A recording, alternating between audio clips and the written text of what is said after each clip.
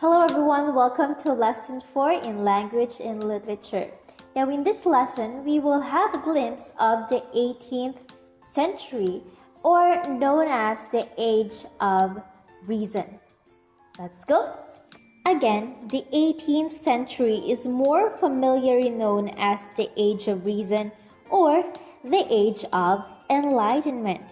These may seem as grandiose monikers to apply to it, but the writers and scholars of the age did exhibit considerable brilliance in challenging traditional authority, working to bear out the notion that the human race could grow and improve. So during this time, there's a lot of improvement during this century. And of course, there's a lot of reliance on rationality or reasons in thinking. In the words of German philosopher Immanuel Kant, if enlightenment is to be achieved, we must dare to know, have courage to use your own reason. Dare to know, have courage to use your own reason.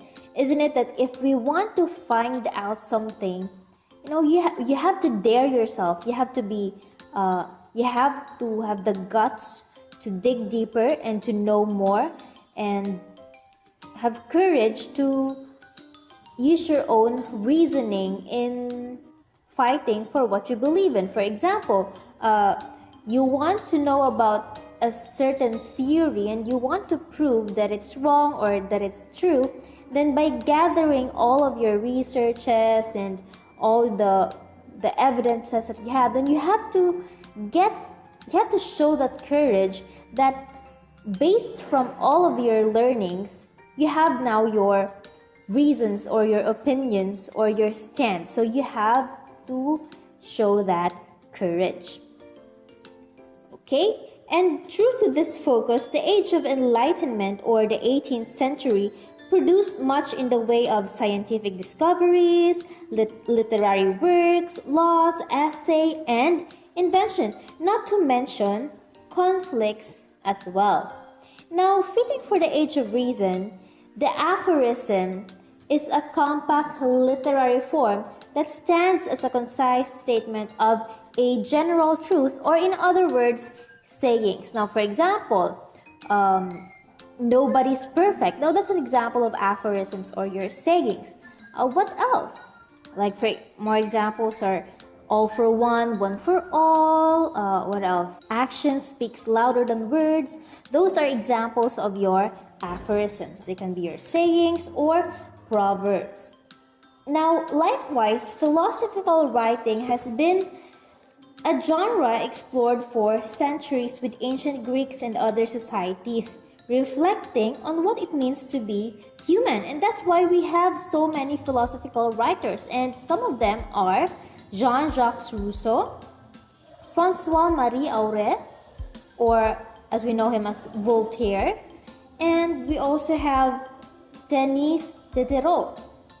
And due to this, there's this works that would stand out during this high enlightenment, and it's Voltaire's Philosophical Dictionary. This one, Philosophical Dictionary by Voltaire, and then we also have Encyclopédie by Diderot.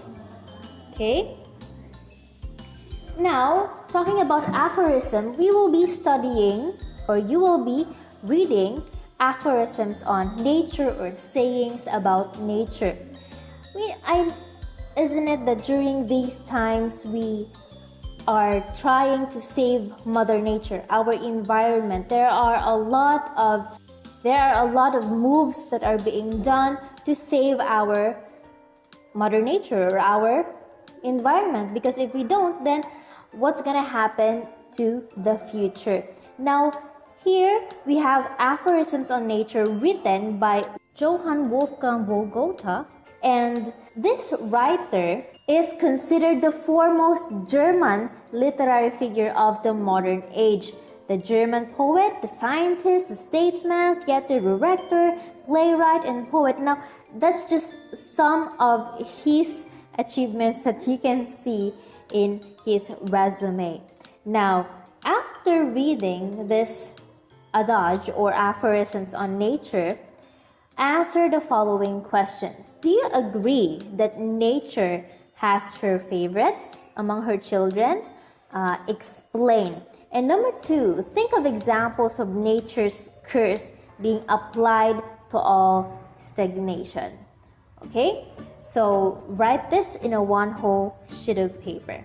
As always, this has been Teacher Del. Bye!